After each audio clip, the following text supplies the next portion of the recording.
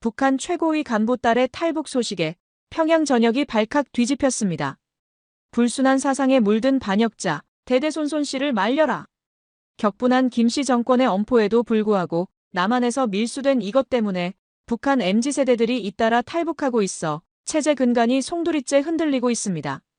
더 충격적인 사실은 탈북한 딸을 잡으러 간 아버지마저 흔적도 없이 사라졌다는 것입니다. 온실 속 화초처럼 자란 부잣집 딸을 탈북하게 만든 이것은 무엇이었을까요? 딸을 잡으러 간 아버지에게는 도대체 무슨 일이 벌어진 걸까요? 감동 스튜디오에서만 들을 수 있는 한 가족의 분열과 눈물겨운 화합의 이야기, 지금 시작합니다. 이야기 시작하기 전에 구독과 좋아요 버튼 꼭 눌러주시면 영상 제작에 아주 큰 힘이 됩니다. 지금 어디에서 이 영상 시청하고 계신지 아래 댓글에 나눠주세요. 저는 한소연입니다.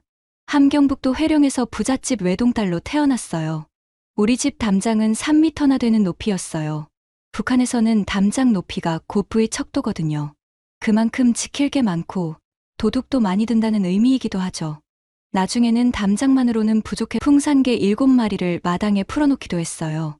아버지는 특수부대 참모장이셨습니다. 북한군 최정예 6만 명 고위 간부 중 한 분이셨어요. 키가 훤칠하고 어깨가 떡 벌어진 군인다운 체격이셨습니다. 제복을 입고 계시면 정말 위풍당당했어요. 할아버지 때부터 세운 각종 공로 덕분에 장군님도 아버지를 각별히 신뢰했다고 들었어요. 저는 특수부대 참모장 딸이라는 것에 큰 자부심을 느꼈어요. 뼛속까지 빨간색이었습니다. 김씨 정권에 대한 충성심이 제 혈관을 타고 뜨겁게 흘러다니는 것 같았어요. 제가 가장 뿌듯했던 순간 중 하나는 학교 등교길이었어요. 장군님이 친히 내려주신 검은색 벤츠를 타고 학교에 다녔거든요. 장군님 이름이 새겨진 그 차가 학교 앞 비포장도로에 멈춰서면 먼지가 뿌옇게 일어났어요. 먼지가 가라앉고 나면 번쩍번쩍 윤이 나는 벤츠가 모습을 드러냈죠. 와, 소연이네 차다. 장군님 이름도 새겨져 있어. 아이들이 우르르 몰려와서 차 주변을 둘러쌌습니다. 어떤 아이는 차 보닛에 손을 대려다가 운전기사 아저씨에게 혼나기도 했어요. 저는 차에서 내리면서 일부러 천천히 걸었습니다. 모든 시선이 저에게 집중되는 그 순간이 너무 좋았거든요. 집에서도 특별한 경험을 했습니다. 아버지가 후배 군관들을 집으로 불러서 작전 회의를 하실 때가 있었거든요. 거실에 둘러앉은 군복 입은 아저씨들이 지도를 펼쳐놓고 진지하게 이야기하는 모습을 보면 가슴이 두근거렸어요.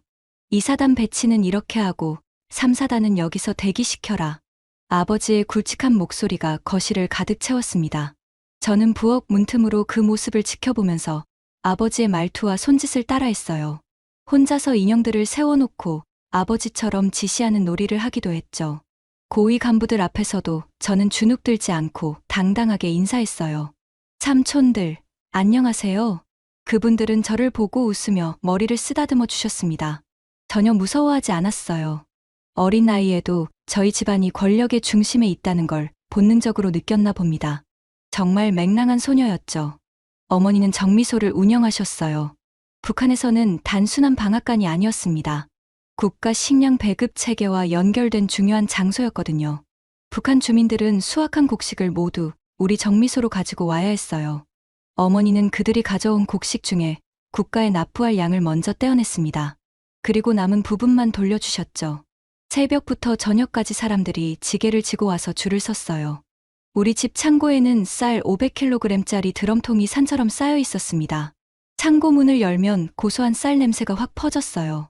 어머니가 손바닥으로 쌀을 한 움큼 떠서 보여주시면 윤기가 좔좔 흘렀죠. 그 하얀 쌀알들이 햇빛에 반짝이는 모습은 정말 아름다웠어요. 저는 모든 북한 사람들이 저희처럼 먹을 걱정 없이 산다고 생각했어요. 가난이 뭔지, 굶주림이 뭔지 전혀 몰랐거든요. 그런데 어느 혹독한 겨울날, 우리 집의 운명을 완전히 바꾼 사건이 일어났습니다. 아버지가 월동훈련에 나가신 날이었어요. 영하 20도를 넘나드는 살인적인 추위였죠. 아버지는 부하들과 함께 설원에서 혹독한 훈련을 받고 계셨습니다. 그런데 훈련 도중 어린 병사 하나가 너무 추워서 떨고 있는 걸 보셨나 봐요.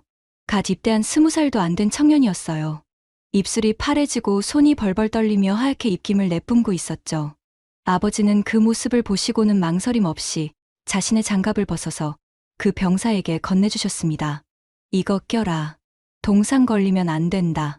그리고 아버지는 맨손으로 훈련을 계속하시다가 극한의 피로와 추위를 이기지 못하고 그대로 잠이 드셨어요.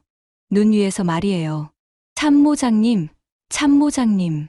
부하들이 아버지를 깨웠을 때는 이미 늦었습니다. 왼쪽 손이 심각한 동상에 걸려 있었거든요. 손가락이 새파랗게 변해서 감각이 전혀 없었어요. 마치 얼음덩어리 같았죠. 급히 병원으로 실려갔지만 의사들이 고개를 저었습니다. 너무 심합니다. 손가락을 모두 절단해야 합니다. 결국 아버지는 왼쪽 손가락을 전부 잃으셨어요. 그리고 의수를 끼고 의가사 제대를 하게 되셨습니다. 한순간에 화려했던 군인 생활이 끝나버린 거였죠. 김씨 정권에서는 전역 대신 북한군 고문직으로 머무르도록 제안했습니다. 아버지의 오랜 경험과 뛰어난 충성심을 아까워한 거예요. 하지만 아버지는 단호하게 거절하셨어요. 고맙지만 그냥 전역 후 고향으로 돌아가겠소. 젊고 건강한 후임들에게 자리를 내어주는 게 나라를 위해 좋겠다는 판단 때문이었습니다. 그렇게 해서 우리 가족은 평양을 떠나 함경북도 회령시로 이사를 하게 되었습니다. 평양에 그대로 있었다면 저는 고위직 집안 남자와 결혼해서 편안한 삶을 살았을 거예요. 하지만 회령시로 온 순간 제 앞에 펼쳐진 현실은 정말 지옥 그 자체였습니다. 고난의 행군이 막 시작되던 시절이었거든요. 기차에서 내리자마자 코를 찌르는 냄새가 확 올라왔어요. 썩은 음식물과 사람들의 체취가 뒤섞인 끔찍한 냄새였죠. 평양역은 그래도 깨끗했는데 회령역은 바닥에 침과 오물이 여기저기 널려 있었어요. 길거리에 나서자마자 저는 충격을 받았습니다. 꽃제비들이 수두룩했거든요. 북한에서는 길거리 떠돌며 국어라는 아이들을 꽃제비라 불렀어요. 제비가 집을 짓지 않고 떠돌아다니는 것처럼 부모를 잃거나 굶주린 아이들이 거리로 쏟아져 나온 거예요. 아줌마, 밥 좀 주세요. 돈 좀 주세요. 지나가는 사람들에게 손을 내밀며 애원하는 목소리가 곳곳에서 들렸어요. 길거리, 시장, 기차역 안을 떠돌며 구걸하거나 음식물 쓰레기를 뒤지며 연명하는 아이들이었죠. 그 중에는 팔이나 다리가 잘린 불구도 많았어요. 도대체 어떻게 그런 상처를 입게 된 건지 상상도 할 수 없었어요. 그때 정말 충격적인 장면을 목격했습니다. 아직 말도 제대로 배우지 못한 4살쯤 되어 보이는 아이가 온몸이 새까맣게 더러운 채로 구걸하고 다니는 거예요. 얼굴은 때와 먼지로 뒤범벅이 되어 있었고 옷이라고 부를 수도 없는 너덜너덜한 천 조각을 걸치고 있었어요. 그런데 그 아이가 누군가 버린 음식물을 발견했는지 바닥에 엎드려서 핥기 시작하는 거예요. 마치 개나 고양이처럼 말이에요. 썩어서 냄새나는 밥알과 국물을 혀로 핥아먹는 모습을 보는 순간 제 가슴이 무너져 내리는 것 같았어요. 그때 제 머릿속에 생전 처음으로 체제에 대한 의구심이 스며들었습니다. 장군님은 뭐 하시지? 왜 장군님은 배가 계속 나오시는 거지? 평생 절대적으로 믿고 따랐던 체제에 대한 첫 번째 균열이 일어나는 순간이었죠. 텔레비전에서 보는 장군님은 항상 배가 볼록하게 나와 계셨거든요. 그런데 여기 이 수많은 아이들은 왜 이렇게 굶주리고 있는 걸까요? 하지만 금세 그 생각을 지워버렸어요. 그런 생각을 하면 안 된다고 배웠거든요. 장군님을 의심하는 건 죄악이라고 말이에요. 회령으로 이사한 후에도 우리 집은 여전히 잘 살았습니다. 아버지가 국토감독원으로 임명받으셨거든요. 그 지역의 산, 들, 토지, 하늘을 전부 관리하는 직이었어요.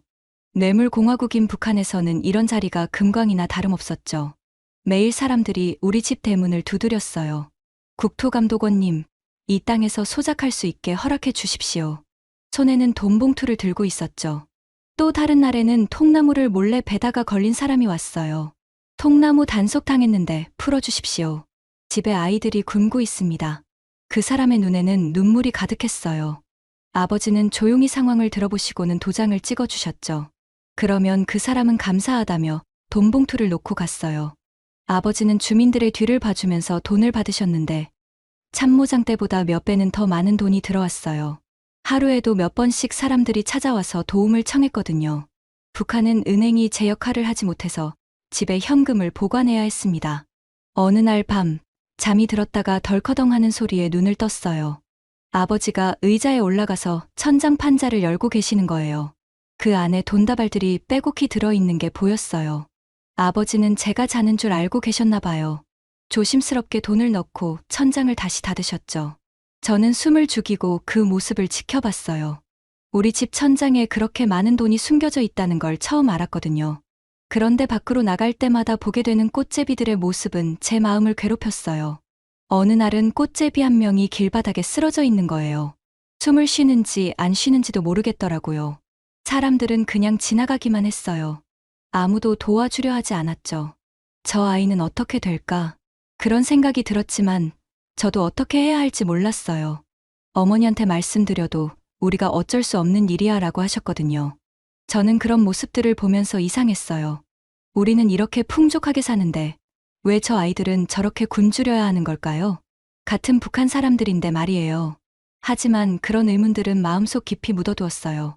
개인의 운명은 중요하지 않고 오직 당과 수령님만이 중요하다고 배웠거든요. 그런 의문들을 마음속 깊이 묻어둔 채로 시간이 흘러 저는 명문교원대학교에 진학했습니다. 교원대학교는 북한에서 엘리트 교사들을 양성하는 곳이었어요. 대학 캠퍼스는 회령시의 참담한 현실과는 완전히 다른 세계였어요. 깨끗한 건물들과 잘 정돈된 화단, 그리고 비교적 잘 차려입은 학생들이 있었거든요. 대학에서 가야금을 전공하는 친구를 만났습니다. 이름은 선미였어요. 처음 만났을 때부터 뭔가 달랐어요. 다른 학생들처럼 조심스럽게 말하지 않고 눈빛도 또렷했거든요. 어느 날 선미가 제게 조심스럽게 다가왔어요. 주변을 두리번거리며 아무도 없는지 확인한 후에 말했죠. 소연아, 우리 남조선 드라마 같이 볼래? 그 말을 듣는 순간 제 온몸에 전기가 흐르는 것 같았어요. 평생 김일성과 김정일에 대한 절대적 충성심으로 무장했던 저에게는 상상도 할 수 없는 제안이었거든요. 즉시 화가 치밀어 올랐습니다. 이봐, 동무. 나를 어떻게 보고 그딴 말을 짓거리는 거야? 목소리가 떨렸어요. 분노와 당황이 뒤섞인 채로 말이에요. 장군님께서는 쪽잠에 제기밥 드시면서 나라 보살피고 계신데 어찌 남조선 괴뢰도당이 만든 불순한 영상을 같이 보자 그래? 제 목소리가 점점 커졌어요. 선미가 화를 내거나 민망해할 줄 알았는데 예상외의 반응이 나왔습니다. 선미는 저를 위아래로 훑어보더니 한심하다는 듯이 혀를 찼어요. 너 머저리 아이가. 지금 시기가 어느 때인데 장군님 타령이니? 그 말을 듣는 순간 제 심장이 녹다 못해 갈비뼈 사이로 흐르는 느낌이 들었어요. 다리가 후들후들 떨렸죠. 신고하면 저 말을 했다는 자체만으로도 모독죄로 세대가 멸족당할 수 있는 발언이었거든요. 제 머릿속에 오만 가지 생각이 오가던 중 선미의 눈빛이 진지했어요. 하나만 보면 충분해. 생각해보고 알려줘. 한편으로는 의아한 생각이 들었어요.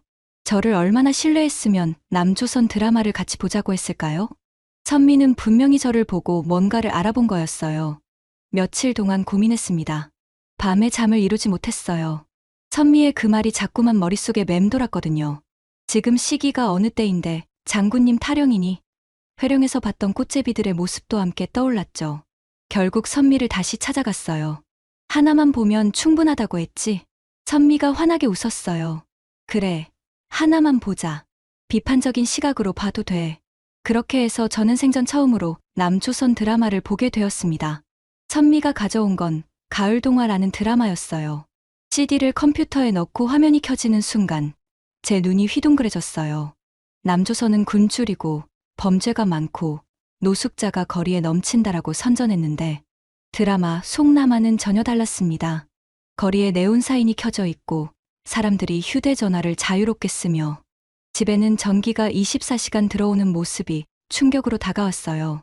그리고 화면에 나타난 남자 배우를 보는 순간 저는 완전히 넋을 잃었어요. 송승헌과 원빈이었거든요. 어떻게 사람이 저렇게 잘생길 수 있는지 믿을 수가 없었어요. 송승헌이 웃는 모습을 보는 순간 제 심장이 쿵쾅쿵쾅 뛰기 시작했어요. 저도 모르게 입이 벌어져서 침이 흘러내릴 뻔했죠. 어떻게 비판적인 시각으로 볼 수 있겠어요? 불가능했어요.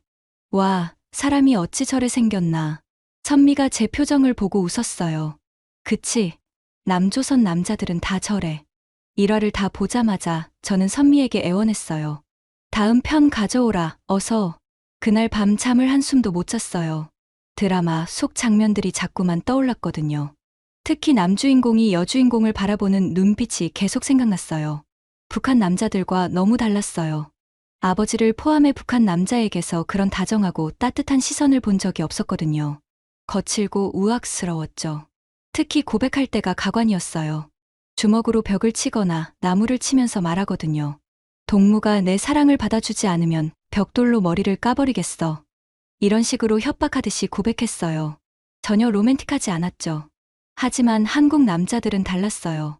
사랑 표현도 부드럽게 하고 여자 가방도 들어주고 밥도 차려주는 모습을 보면서 충격을 받았어요. 저런 남자가 정말 존재하는 거야? 그때부터 한국 남자와 결혼해야겠다는 생각마저 들기 시작했어요. 또 충격받은 장면이 있었어요. 연인과 헤어져서 마음이 아프다는 이유로 비행기 티켓을 끊고 해외로 훌쩍 떠나는 모습이었습니다. 북한에서는 외교관 같은 상위 1%가 되어야만 비행기 문고리라도 잡아볼 수 있어요.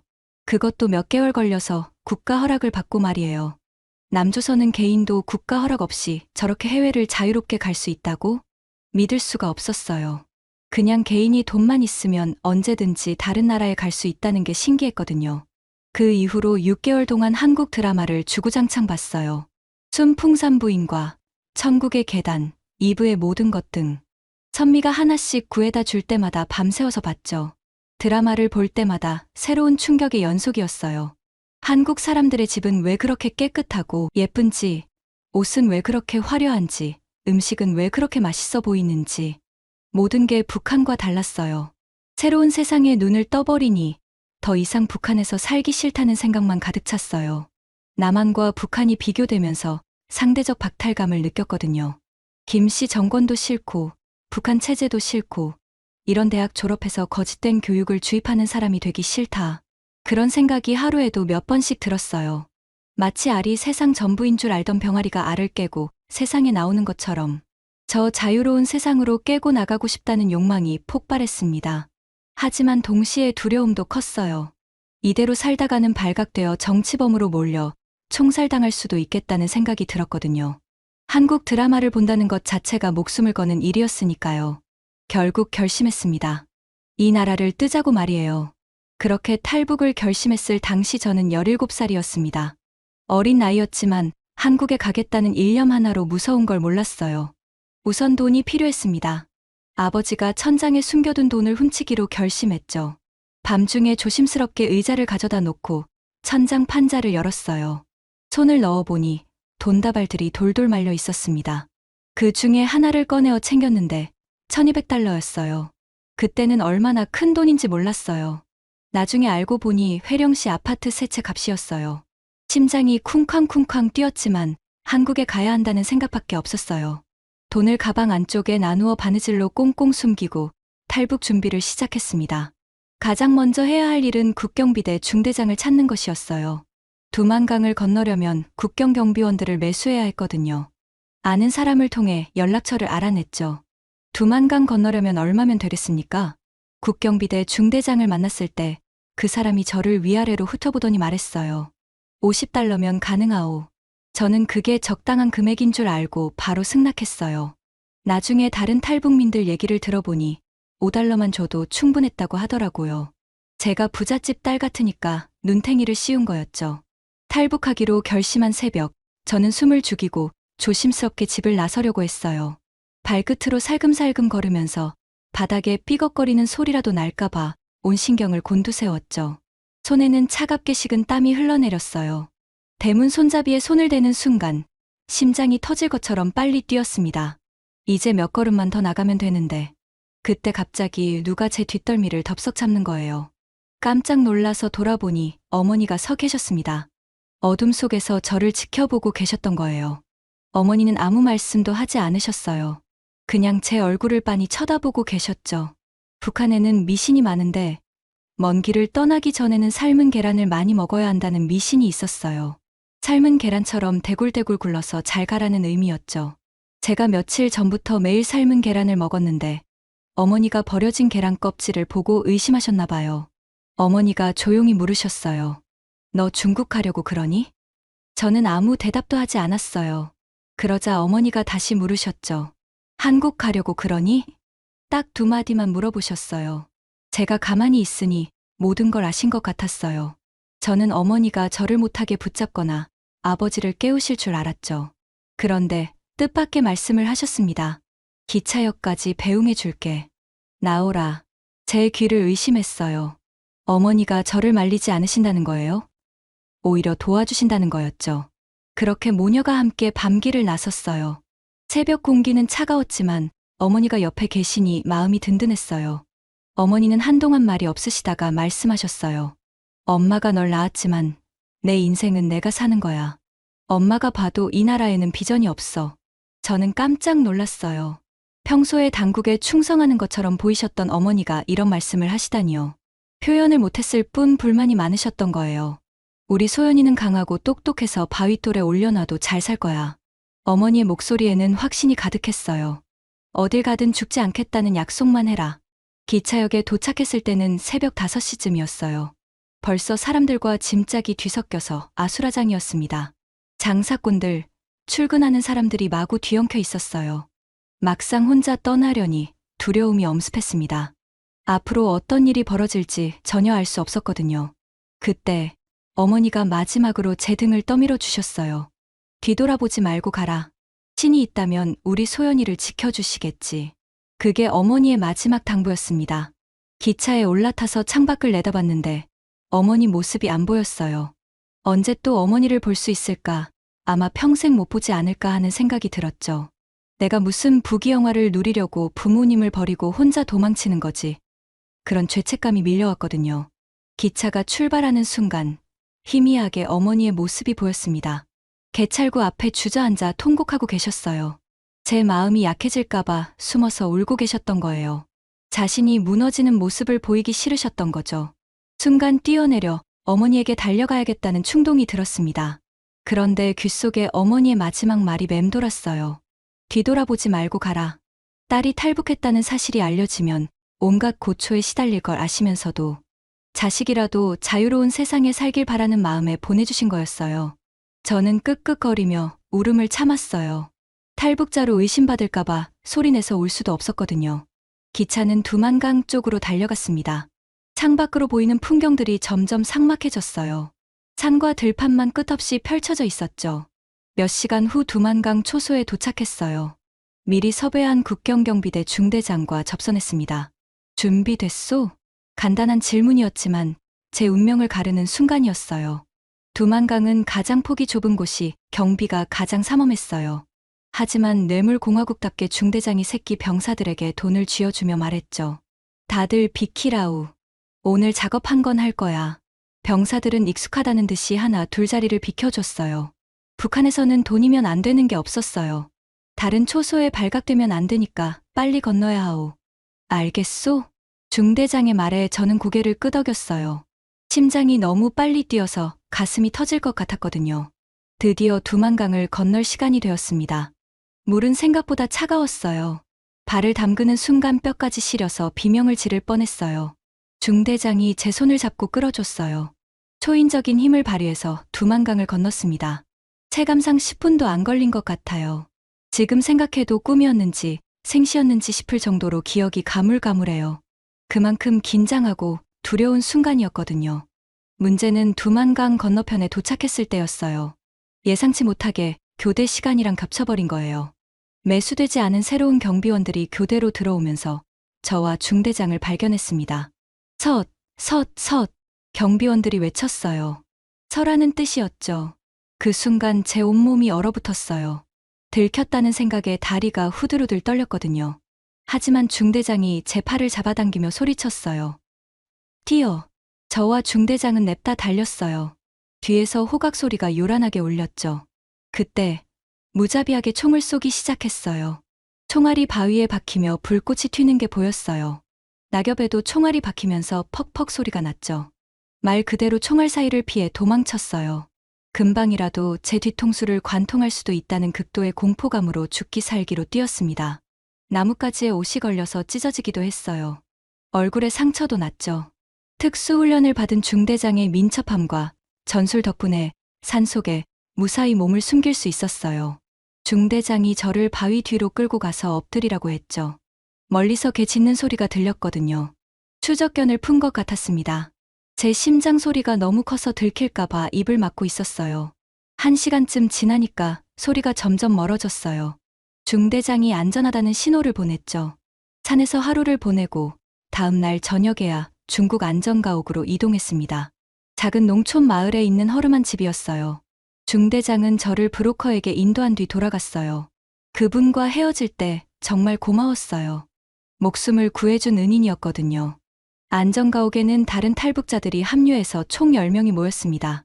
다른 탈북자들은 저와 달리 중국에서 몇 년간 고생한 끝에 한국행에 오르게 된 사람들이 대부분이었어요. 얼굴도 까무잡잡하고 옷도 남루했어요. 손톱 밑에는 때가 끼어 있었고 머리카락도 윤기가 없었죠. 고생이 얼마나 심했는지 한눈에 알 수 있었어요. 며칠 후 2층 버스를 타고 라오스 국경까지 이동했어요. 버스 안은 중국 사람들로 가득했어요. 검문소마다 여권 검사를 했는데 저는 기지를 발휘해 중국 책을 펼쳐놓고 침까지 흘리며 자는 척 연기를 했어요. 그랬더니 단 한 번도 단속받지 않고 모든 검문소를 통과했습니다. 브로커가 나중에 말해줬어요. 까무잡잡하고 공안을 보면 바들바들 떠는 다른 탈북민들과 달리 너는 부티가 나고 여유가 있어 보여서 단속하지 않는 것 같다. 부잣집 딸로 자란 게 이런 때 도움이 될 줄은 몰랐어요. 라오스 국경에 도착해서 매물을 건네고 강을 건넜어요.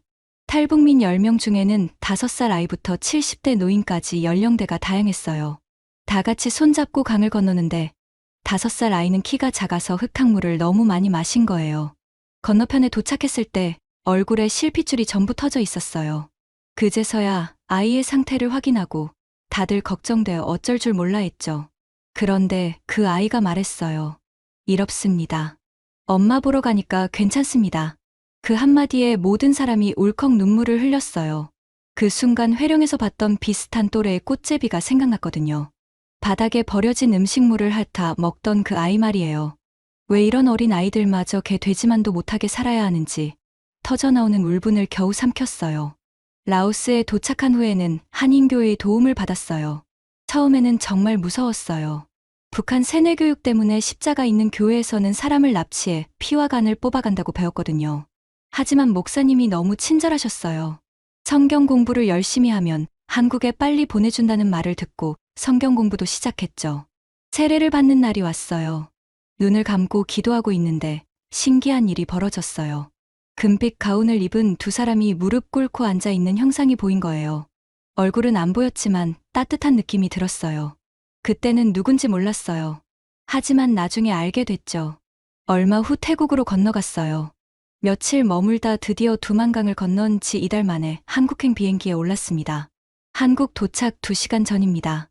기내 방송을 들으면서 함께 탈북한 사람들과 손을 맞잡고 조용한 환호를 내질렀어요. 정말 꿈만 같았어요. 드디어 자유대한민국에 도착하는 거였어요. 인천공항에 내리는 순간 제가 비행기가 아니라 타임머신을 탔나 싶을 정도로 충격을 받았어요. 공항 내부가 정말 상상을 초월했거든요. 10년 전에 방영된 한국 드라마 위주로 봤기 때문에 무려 강산이 변하는 기간 동안 한 단계 발전된 문물을 보고 입을 다물지 못했어요. 천장이 어마어마하게 높았어요. 북한에서는 이런 규모의 건물을 본 적이 없었거든요. 유리로 된 벽면을 통해 들어오는 햇빛이 반짝반짝 빛났죠. 에스컬레이터가 위아래로 움직이는 걸 보고도 신기했어요. 고위 간부집 외동딸이었지만 에스컬레이터는 처음 타본 것이었습니다. 그런데 가장 충격적이었던 건 바닥이었어요. 대리석으로 깔린 삐까번쩍한 인천공항 바닥을 보고 너무 깨끗해서 미끄러질까봐 발을 질질 끌면서 걸었어요. 공항 곳곳에 있는 상점들도 신기했어요. 전기가 부족한 북한과 달리 불이 환하게 켜져 있고 진열된 상품들은 반짝반짝 빛났죠. 커피와 빵 냄새도 솔솔 났어요. 북한에서는 커피를 구경하기도 힘들었는데 말이에요. 그때 풍채가 좋은 국정원 간부가 나타났어요. 정장을 말끔하게 차려입고 구두도 윤이 날 정도로 반들반들했어요. 저는 또 북한에서 세뇌당한 게 있어서 순간 겁이 났어요. 우리 다 끌려가서 끔찍한 고문을 당하겠구나. 여자는 성적 학대를, 남자는 거꾸로 매달아 놓고 매질 당한다고 배웠거든요. 그런데 그 간부의 내뱉은 첫마디는 뜻밖이었어요. 대한민국에 오신 것을 열렬히 환영합니다. 저는 귀를 의심했어요. 환영한다고요? 그때까지만 해도 저는 감언이설로 구슬린 다음 원하는 정보를 얻으려고 한다고 생각했죠. 간부가 이어서 말했어요. 북한에 태어난 건 여러분의 잘못이 아닙니다. 대한민국 헌법에 따라 북한도 대한민국 땅입니다. 그러니 여러분도 대한민국 국민입니다. 앞으로 저희가 지키겠습니다. 그 말을 듣는 순간 제 가슴이 뜨거워졌어요. 북한에서는 단 한 번도 느껴보지 못한 감정이었거든요. 국가로부터 보호받는다는 느낌 말이에요. 북한에서는 일방적인 충성과 희생을 강요받았어요. 김씨 정권의 은덕에 보답하고 우리가 국가를 위해 무엇을 해야 하는지만 배웠죠. 하지만 대한민국은 달랐어요. 이 땅에 처음 발을 내디딘 사람을 살면서 국가에 이바지한 것도 없는 우리를 국민으로 받아들여준다고 말하고 있었거든요. 눈물이 핑 돌았어요. 이런 나라가 정말 존재하는구나 싶었죠. 공항에서 국정원으로 가는 길도 충격 그 자체였어요. 아직 국정원 조사를 받기 전이라 바깥 풍경을 볼 수 없도록 커튼을 쳐놓았어요. 진동이 거의 느껴지지 않을 정도로 도로가 매끄러웠어요. 북한은 비포장도로여서 고급 승용차를 타도 머리가 천장에 부딪힐 정도로 덜컹거렸거든요. 그런데 한국은 도로가 잘 정비되어 있어서 흔들림이 전혀 없었어요. 아직 출발을 안 한 줄 알았을 정도였어요. 이 차, 움직이고 있는 거 맞나요? 제가 물어봤더니 운전기사 아저씨가 웃으면서 대답했어요. 네, 지금 시속 80km로 달리고 있어요. 믿을 수가 없었어요. 이렇게 부드럽게 차가 달릴 수 있다는 게 신기했어요. 국정원에 도착해서 조사를 받기 시작했는데 생각보다 험난했어요. 부잣집에서 살던 제가 탈북할 동기가 너무 약하다는 이유였거든요. 군사 고위 간부 딸이 왜 탈북을 했느냐? 1200달러나 들고 탈북한 이유가 뭐냐? 중국에서 몇 년씩 고생한 다른 사람들과 달리 직통으로 한국에 입국한 점이 의심스럽다. 조사관들이 날카로운 질문을 쏟아냈어요. 어린 아이의 바늘처럼 촘촘한 조사를 견뎌내야 했어요. 하루에 몇 시간씩 같은 질문을 반복했거든요. 정말 한국 드라마만 보고 탈북을 결심했느냐? 부모님은 정말 몰랐느냐? 다른 목적은 없었느냐?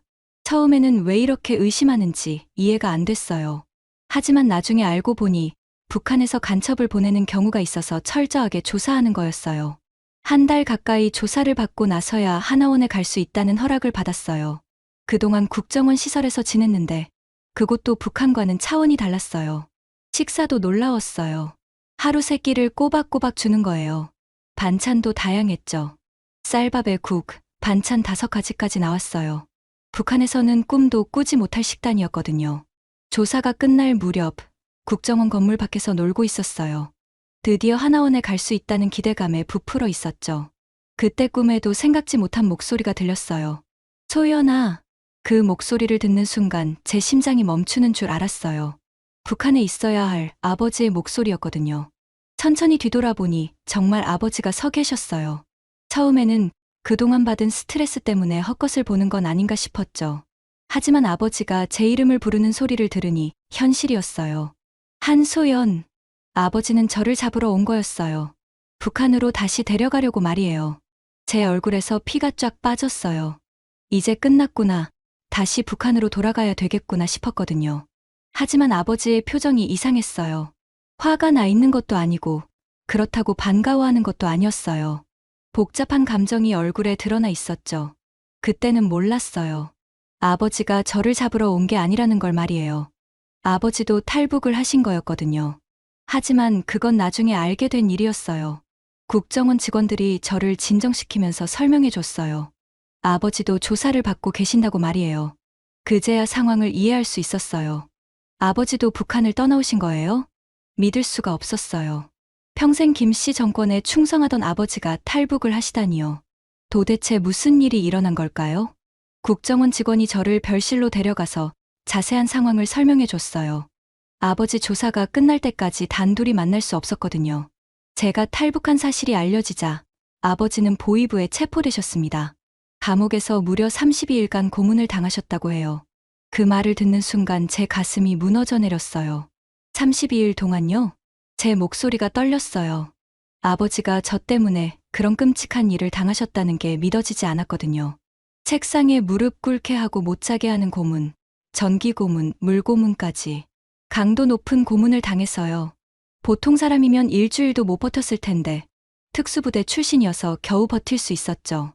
아버지는 고문당하면서 체제에 대한 강한 반발심을 갖게 되었습니다. 우리 집안이 뭐가 아쉬워서 당을 배반하겠는가. 나는 정말 모르는 사실이다. 아무리 아버지가 억울함을 호소해도 보위부는 입에 담기도 힘든 온갖 인권 유린을 저질렀어요. 시끄럽다. 자식놈 잘못 키운 죄다. 그런 말을 들을 때마다 아버지의 분노가 치밀어 올랐다고 했어요. 평생 목숨 걸고 충성을 바친 국가가 어떻게 이럴 수 있는지 깊은 환멸감을 느끼셨습니다. 장군님에게 친히 자동차도 선물 받고 집안 대대로 공로를 많이 세웠는데 말이에요. 그런 아버지를 짐승보다 못하게 취급했다는 게 충격이었어요. 겨우 풀려난 아버지는 딸 하나 때문에 온 집안이 망하게 생겼다. 친척들까지 앞길 다 막혔다. 라는 생각이 가장 먼저 들었어요. 친척들에게 더 큰 피해를 주기 전에 당장 저를 잡아와야겠다는 결심을 하셨습니다. 몸이 회복하기도 전에 북한과 중국 인맥을 총동원해서 제가 탈북할 때 도와준 브로커를 알아내셨어요. 중국으로 넘어가 브로커를 만났는데 이미 한국으로 들어갔다는 사실을 알게 되신 거였죠. 아버지는 미리 준비해간 신분 증명 자료들을 영사관에 제출하셨어요. 최고사령부 작전지휘조, 김정일 신임장, 현역 군인증, 예비역 군관증까지 말이에요. 부정할 수 없는 명백한 증명자료였죠. 북한군 고위 간부 신분이 증명되자 한국 국정원과 극비리 협상이 진행됐대요. 그렇게 제3국을 거쳐서 한국으로 들어오신 거였어요. 그런데 왜 아버지 생각이 바뀌신 거죠? 이야기를 듣다가 국정원 직원에게 물어보니 설명해 줬어요. 원래는 저를 잡아서 북한으로 다시 데려갈 목적이었는데 국정원 조사를 받고 회유를 받으면서 생각을 바꾸셨다는 거였어요. 북한에서 대대로 충성을 바쳤는데도 무자비하게 보위부 감옥에 끌려가 끔찍한 고문을 받으셨잖아요. 하지만 대한민국은 북한군 고위 간부 출신임에도 불구하고 시종일관 존중하는 태도로 조사를 진행했다는 거예요. 북한 정권에 충성하던 분을 어떻게 그렇게 대접할 수 있어요? 그게 대한민국입니다. 우리는 사람을 사람으로 대합니다. 직원의 말에 저는 또 한 번 감동받았어요. 그렇게 해서 아버지와 제가 국정원에서 기적적으로 만나게 된 거였어요. 다음 날 정식으로 아버지와 만날 수 있는 시간이 주어졌어요. 저는 아버지를 보자마자 무릎을 꿇고 빌었어요. 혼자 도망친 불효자식 때문에 감옥까지 다녀오신 게 죄송스러워 고개도 들지 못했어요. 아버지, 잘못했습니다. 용서해 주세요. 제 목소리는 울음으로 떨리고 있었어요. 호랑이 같은 아버지가 얼마나 화가 나셨을지 상상이 됐거든요. 그런데 아버지의 반응은 뜻밖이었어요. 나지막하게 울먹이며 말씀하셨어요. 우리 소연이 살아있었구나. 그거면 됐다. 걱정하지 마라. 우리 앞으로 남조선에서 살 거야. 그 말을 듣는 순간 제 눈에서 눈물이 폭포수처럼 쏟아졌어요. 아버지가 저를 용서해 주신 거였어요. 아니, 용서를 넘어서 함께 한국에서 살자고 하신 거였어요. 정말요? 정말 저를 용서해 주시는 거예요? 용서할 게 뭐가 있냐. 내가 옳았다. 북한은 정말 살 곳이 못 된다. 아버지의 목소리에는 분노와 실망이 섞여 있었어요. 아버지, 저 혼자 탈북해서 죄송해요. 아니다. 내가 길을 열어준 거다. 내 덕분에 우리가 자유를 얻었다. 아버지는 북한 체제에 대한 분노를 숨기지 않으셨어요. 김씨 정권은 인민을 개돼지로 생각한다. 충성하면 할수록 손해다. 그걸 이제서야 알았어. 평생 당에 충성하셨던 아버지가 이런 말씀을 하시다니 정말 충격적이었어요. 그 후 아버지와 저는 각자 다른 시기에 하나원으로 가서 교육을 받고 다시 만났어요. 하나원에서의 생활도 신기했어요. 한국 사회에 적응하기 위한 교육을 받았거든요. 한국어 교육도 받았어요. 북한과 남한의 언어가 많이 달랐거든요. 동무는 친구, 일 없습니다는 괜찮습니다로 바꿔서 말해야 했어요. 컴퓨터 교육도 받았어요. 마우스를 처음 만져봤는데 정말 신기했어요. 화면을 클릭하면 새로운 창이 열리는 게 마법 같았거든요. 가장 인상 깊었던 건 민주주의 교육이었어요. 선거가 뭔지, 자유가 뭔지 배웠어요. 북한에서는 상상도 못할 개념들이었거든요. 여기서는 대통령도 국민이 뽑는 거예요? 네. 국민이 직접 투표해서 선택합니다. 신기하네요. 그런 마음에 안 들면 바꿀 수도 있는 거예요? 물론입니다. 5년마다 선거를 해요. 이런 대화를 나누면서 한국의 민주주의를 이해하게 됐어요. 하나원에서 3개월 교육을 받고 나니 아버지와 제가 함께 사회로 나갈 수 있었어요. 정부에서 임대 아파트도 지원해줬고 정착금도 지원해줬어요. 이런 혜택을 왜 주는 거죠? 담당 공무원에게 물어봤더니 이렇게 답했어요. 여러분도 대한민국 국민이니까요. 국민을 돕는 건 당연한 일입니다. 또 한 번 감동받았어요. 국민이 국가를 위해 희생하는 것만 있었죠. 아버지도 많이 변하셨어요. 하나원에서 만날 때마다 한국에 대한 감탄을 하셨어요. 이런 나라가 정말 있었구나. 소연아, 내가 옳은 선택을 했다. 아버지도 용기 있는 결정을 하신 거예요. 용기라기보다는 각성이었다. 이제야 진짜 나라가 뭔지 알겠다. 그때 저는 깨달았어요. 제 탈북이 단순히 개인의 자유를 위한 것이 아니라 온 가족을 구원하는 일이었다는 걸 말이에요. 대한민국이라는 자유의 땅이 우리 가족에게 새로운 희망을 준 거였어요. 한국에 정착 후 얼마 지나지 않아 드디어 어머니도 한국으로 오시게 되었어요. 아버지가 탈북하실 때 인맥과 루트를 만들어 놓으신 덕분에 어머니는 비교적 안전하고 빠르게 탈북에 성공하셨어요. 제가 맨 땅에 헤딩하며 고생해서 길을 열었고 아버지가 그 길을 더 넓혀주셨죠. 한국에 매끄럽게 포장된 도로처럼 말이에요. 어머니는 중국으로 넘어가신 지 일주일 만에 한국에 도착하셨어요. 믿기 힘들 정도로 빠른 속도였죠. 하지만 어머니를 공항에서 처음 봤을 때 저는 기절해서 쓰러지는 줄 알았어요.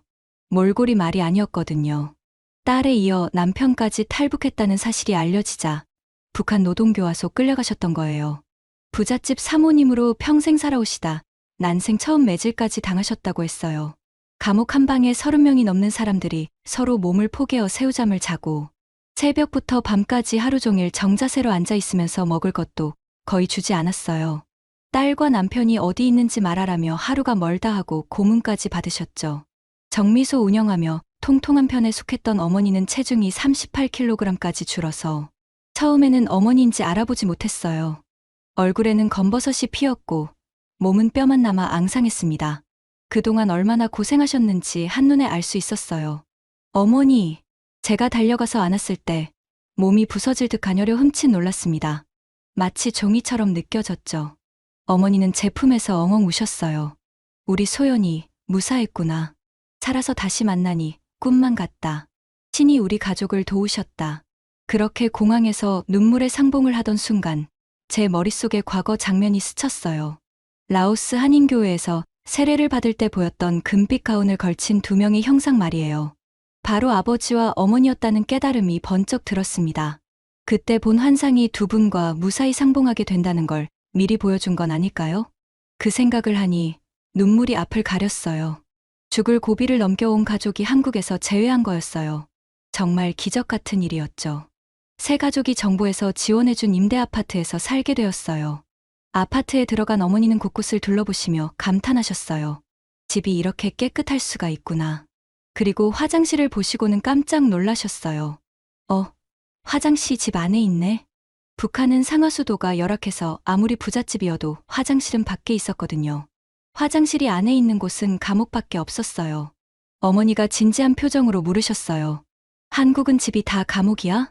그 한마디에 온 가족이 폭소를 터뜨렸어요. 어머니도 자신이 한 말이 우스웠던지 같이 웃으셨죠. 오랜만에 들어보는 어머니의 웃음소리였어요. 어머니, 여기서는 화장실이 집 안에 있는 게 당연해요. 그럼 냄새는 안 나니? 환풍기라는 게 있어서 냄새가 안 나요. 어머니는 신기해하시며 환풍기 스위치를 여러 번 켜고 끄셨어요. 천장에서 바람이 나오는 게 신기하셨나 봐요. 세월이 흘러 저는 현재 방송국에서 드라마 작가로 일하고 있어요. 우연한 기회에 탈북민이라는 사실이 알려져서 드라마 제작진에서 먼저 연락이 왔거든요. 사랑의 불시착이라는 드라마 아시죠? 북한 군인들이 모여 사는 마을에서 가족들이 사는 모습을 다루잖아요. 드라마 PD와 작가가 밤낮 없이 연락이 와서 자문을 구했어요.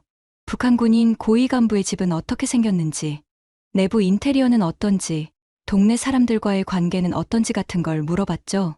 저를 새로운 세상에 눈뜨게 해주고 탈북까지 하게 만든 한국 드라마 제작에 직접 참여하고 있다는 게 꿈만 같았어요. 한국 드라마가 저에게 자유를 알려줬는데 이제 제가 북한에서도 볼지 모르는 드라마 제작에 참여하고 있는 거예요. 안타깝게도 아직까지 송승헌 배우는 만나지 못했어요. 언젠가 스치듯이라도 만나기를 간절히 희망하고 있어요. 제가 탈북을 결심하게 만든 큰 이유 중 하나였으니까요. 아버지도 정말 많이 변하셨어요. 살아도 죽어도 장군님 품속에서라고 외치던 분이 이제는 완전히 다른 말씀을 하세요. 북한이라는 나라는 존재하면 안 된다. 어느 날 저녁 식사를 하면서 아버지가 말씀하셨어요. 나는 평생 속았다. 그리고 저를 보시며 놀라운 말씀을 하셨어요. 철없는 딸이 남조선 드라마에 빠져서 탈북했다고 생각했는데 내가 가장 현명했다. 덕분에 온 가족이 자유국가에서 살게 되었구나. 우리 가족을 살렸어. 감정 표현에 서툰 아버지가 저에게 고맙다고 하시다니 정말 꿈에도 생각지 못한 일이었어요. 어머니도 한국 생활에 적응하시느라 바쁘십니다. 마트에 가면 물건이 너무 많아서 무엇을 사야 할지 모르겠다고 하세요. 이렇게 많은 음식이 있는데 왜 북한 사람들은 굶어 죽는 거니? 어머니의 질문에 저는 답할 말이 없었어요. 정말 그래요. 왜 이런 풍요로운 세상이 있는데 북한 사람들은 굶어야 하는 걸까요? 아, 그리고 저는 아직 남한에서 짝을 찾지 못했어요. 남남북녀라는 말도 있듯이 남한 남자와 북한 여자의 만남이 흔하다고 하는데 저는 아직 운명의 상대를 만나지 못했거든요. 하지만 언젠가는 만날 거라고 믿어요. 드라마에서 보던 잘생기고 자상한 한국 남자와 혁명적인 만남을 꿈꾸며 살아가고 있답니다. 한국에 온 지 이제 12년이 되었어요. 북한 억양도 거의 사라졌고 한국 문화에도 익숙해졌어요. 가끔 북한에 있는 친구들이 생각나요. 특히 선미가 어떻게 지내는지 궁금해요. 저에게 한국 드라마를 보여준 그 친구 말이에요. 무사히 잘 지내고 있기를 바라고 있어요. 한국 드라마를 보고 탈북을 결심했던 17살 소녀가 이제는 그 한국 드라마를 직접 만드는 작가가 되어 살고 있습니다. 제가 쓴 드라마를 보고 자유를 꿈꾸는 북한의 모든 사람들이 이 땅에 발을 디딜 수 있는 날이 오기를 진심으로 기원합니다. 그날까지 저는 계속 쓸 거예요. 자유의 이야기를, 희망의 드라마를 말이에요. 오늘 여러분께 들려드린 이 이야기가 감동을 드렸다면 좋겠습니다. 한국인으로서 자부심을 느끼실 수 있었다면 더욱 기쁘고요. 다음에 더 좋은 이야기로 다시 찾아뵐 수 있도록 구독과 좋아요 버튼을 눌러주세요. 여러분의 관심과 사랑이 더 좋은 콘텐츠를 만드는 원동력이 됩니다. 감사합니다.